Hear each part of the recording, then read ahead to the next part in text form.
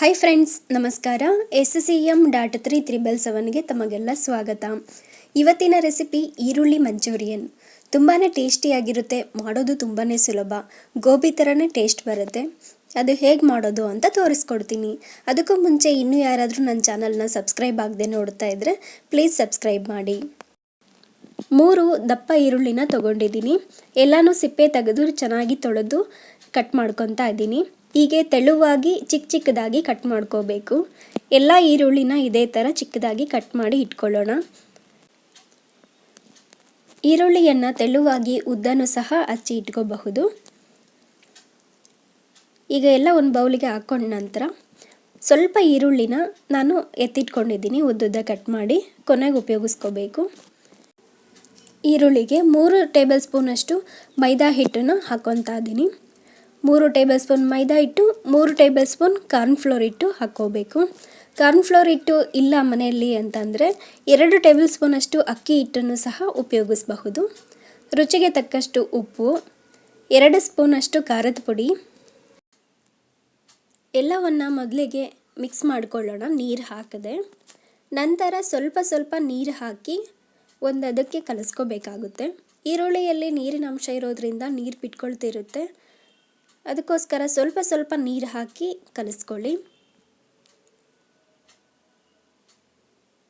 ಎಲ್ಲನೂ ಅದಕ್ಕೆ ಕಲಿಸಿದ ನಂತರ ನಿಮಗೆ ಹಿಟ್ಟು ತೆಳುವಾಯಿತು ಅನಿಸಿದರೆ 1 ಟೇಬಲ್ ಸ್ಪೂನಷ್ಟು ಮೈದಾ ಹಿಟ್ಟನ್ನು ಹಾಕಿ ಕಲಿಸ್ಕೋಬಹುದು. ಈಗ ರೆಡಿಯಾಗಿದೆ. ಈಗ ಚಿಕ್ಕ ಉಂಡೆಗಳನ್ನಾಗಿ ಮಾಡಿ ಇಟ್ಕೊಳ್ಳೋಣ. ನೋಡಿ, ಇಷ್ಟಿದ್ರೆ ಸಾಕು. ಇದಕ್ಕೂ ಚಿಕ್ಕದಾಗಿ ಬೇಕಾದರೂ ಮಾಡಿ ಇಟ್ಕೊಳ್ಳಿ.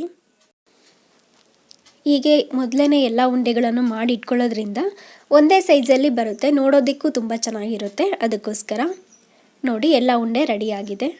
ಈಗ ಎಣ್ಣೆನ ಕಾಯೋದಕ್ಕೆ ಇಟ್ಟಿದ್ದೆ. ಎಣ್ಣೆ ಕಾದ ನಂತರ ಒಂದೊಂದೇ ಉಂಡೆಗಳನ್ನು ಹಾಕ್ಕೊಳ್ಳೋಣ. ಒಂದು ಸ್ವಲ್ಪ ಉಂಡೆನ ಹಾಕ್ಕೊಂಡು ಒಂದು ಅರ್ಧ ನಿಮಿಷ ಒಂದು ಸೈಡ್ ಚೆನ್ನಾಗಿ ಫ್ರೈ ಆಗಬೇಕು.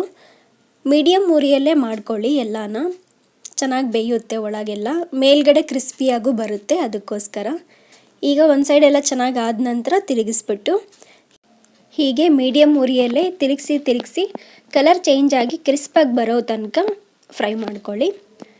ನಂತರ ಇನ್ನೊಂದರ ಉಂಡೆನ ಹಾಕ್ಕೊಳ್ಳೋಣ. ಈ ಮಂಚೂರಿಯನ್ ಮಾಡೋದಕ್ಕೆ ಜಾಸ್ತಿ ಎಣ್ಣೆ ಬೇಕಾಗೋದಿಲ್ಲ, ಕಡಿಮೆ ಎಣ್ಣೆಯಲ್ಲೇ ಮಾಡ್ಕೋಬಹುದು. ಈಗ ಎಲ್ಲನೂ ಒಂದು ಸೈಡ್ ಚೆನ್ನಾಗಿ ಫ್ರೈ ಆದ ನಂತರ ತಿರುಗಿಸ್ಕೋಬೇಕು. ಕಲರ್ ಚೇಂಜ್ ಆಗಿದೆ, ತಿರುಗಿಸ್ಕೊಂಡು ಫ್ರೈ ಮಾಡ್ಕೊಳ್ಳೋಣ. ನಿಮಗೆ ಇನ್ನೂ ಉಂಡೆ ಕ್ರಿಸ್ಪಾಗಿ ಆಗಿರಲಿಲ್ಲ ಅಂತಂದರೆ ಎಲ್ಲನೂ ಆದ ನಂತರ ತಣ್ಣಗಾದ್ಮೇಲೆ ಉಂಡೆನ ಇನ್ನೊಮ್ಮೆ ಎಣ್ಣೆಯಲ್ಲಿ ಎದ್ದು ತೆಗೀರಿ. ಆವಾಗ ಕ್ರಿಸ್ಪಿಯಾಗಿ ಚೆನ್ನಾಗಿ ಬರುತ್ತೆ. ಕಡಿಮೆ ಉರಿ ಇಟ್ಕೊಂಡು ಹಾಕಿ ಹಿಂದೆಲೆ ತೆಗೆದುಬಿಡಬೇಕು.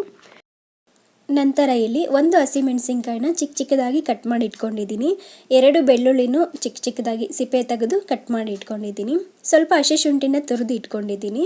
ಸ್ವಲ್ಪ ಕೊತ್ತಂಬರಿ, ಮುಂಚೆ ತೊಗೊಂಡಿದ್ದು ಈರುಳ್ಳಿ. ನಂತರ ಇಲ್ಲಿ ಅರ್ಧ ಟೇಬಲ್ ಸ್ಪೂನಷ್ಟು ಕಾರ್ನ್ಫ್ಲೋರ್ ಹಿಟ್ಟನ್ನು ಅರ್ಧ ಕಪ್ ನೀರಿಗೆ ಮಿಕ್ಸ್ ಮಾಡಿ ಇಟ್ಕೊಂಡಿದ್ದೀನಿ. ನಂತರ ಇಲ್ಲಿ ಒಂದು ಬಾಣಲೆ ಇಟ್ಕೊಂಡು ಸ್ವಲ್ಪ ಎಣ್ಣೆ, ಕರೆದಿರ್ತಕ್ಕಂಥ ಎಣ್ಣೆನೇ ಹಾಕ್ಕೊಂಡಿದ್ದೀನಿ. ಹಸಿಮೆಣಸಿನ್ಕಾಯಿ, ಈರುಳ್ಳಿನ ಹಾಕಿ ಸ್ವಲ್ಪ ಫ್ರೈ ಮಾಡೋಣ. ತುಂಬ ಮೆತ್ತಗೆಲ್ಲ ಮಾಡೋದು ಬೇಡ. ನಂತರ ಬೆಳ್ಳುಳ್ಳಿ, ಹಸಿ ಶುಂಠಿ ಹಾಕಿ ಮತ್ತೆ ಮಿಕ್ಸ್ ಮಾಡ್ಕೋಬೇಕು. ಆ ಬೆಳ್ಳುಳ್ಳಿ ಕಲರ್ ಚೇಂಜ್ ಆಗಬೇಕು.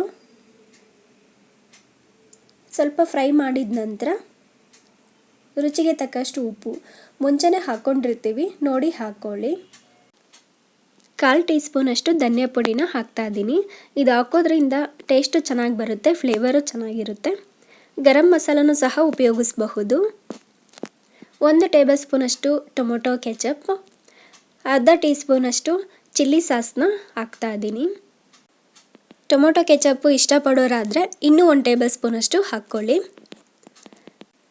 ಅರ್ಧ ಸೆಕೆಂಡ್ ಫ್ರೈ ಮಾಡಿದ ನಂತರ ಸ್ವಲ್ಪ ಹಿಂಗನ್ನು ಸೇರಿಸ್ಕೊಳ್ಳಿ, ಚೆನ್ನಾಗಿರುತ್ತೆ ಟೇಸ್ಟು.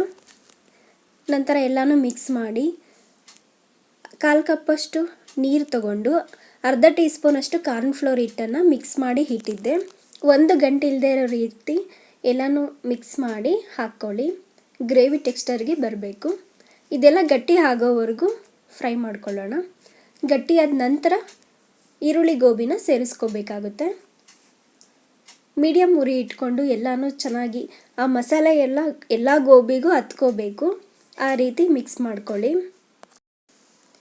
ಚೆನ್ನಾಗಿ ಎಲ್ಲನೂ ಮಿಕ್ಸ್ ಮಾಡಿದ ನಂತರ ಸ್ವಲ್ಪ ಕೊತ್ತಂಬರಿನ, ಚಿಕ್ಕದಾಗಿ ಹಚ್ಚಿರ್ತಕ್ಕಂಥ ಕೊತ್ತಂಬರಿನ ಹಾಕ್ತಾ ಇದ್ದೀನಿ. ಮತ್ತೊಮ್ಮೆ ಎಲ್ಲನೂ ಮಿಕ್ಸ್ ಮಾಡಿದರೆ ಈರುಳ್ಳಿ ಮಂಚೂರಿಯನ್ ರೆಡಿ ಆಯಿತು. ನೋಡಿದ್ರಲ್ಲ, ಮನೆಯಲ್ಲೇ ಸಿಗ್ತಕ್ಕಂಥ ಸ್ವಲ್ಪ ಸಾಮಗ್ರಿಗಳಿಂದನೇ ಟೇಸ್ಟಿಯಾಗಿ ಹೇಗೆ ಈರುಳ್ಳಿ ಮಂಚೂರಿ ಮಾಡೋದು ಅಂತೇಳಿ. ಇವತ್ತಿನ ಈ ರೆಸಿಪಿ ನಿಮಗೆಲ್ಲ ಇಷ್ಟ ಆಗಿದ್ದಲ್ಲಿ ಪ್ಲೀಸ್ ಸಬ್ಸ್ಕ್ರೈಬ್ ಮಾಡಿ, ಸಪೋರ್ಟ್ ಮಾಡಿ, ಲೈಕ್ ಮಾಡಿ, ನಿಮ್ಮ ಫ್ಯಾಮಿಲಿ ಫ್ರೆಂಡ್ಸಿಗೆಲ್ಲ ಹೆಚ್ಚು ಶೇರ್ ಮಾಡಿ. ಮತ್ತೆ ಮುಂದಿನ ವಿಡಿಯೋದಲ್ಲಿ ಸಿಗ್ತೀನಿ. ಅಲ್ಲಿವರೆಗೂ ನಮಸ್ಕಾರ.